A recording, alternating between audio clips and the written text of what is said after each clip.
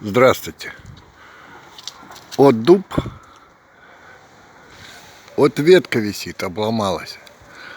2 года заявление пишу, все приезжают.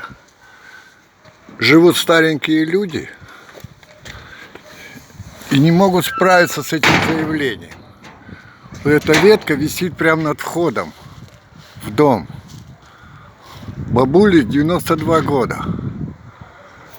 Вот эта ветка. Писал заявление уже последний раз. 30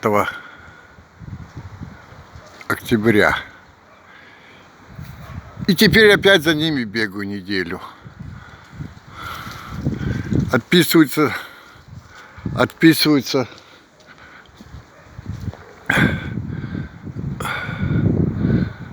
А толком сказать, и когда приехать не могут.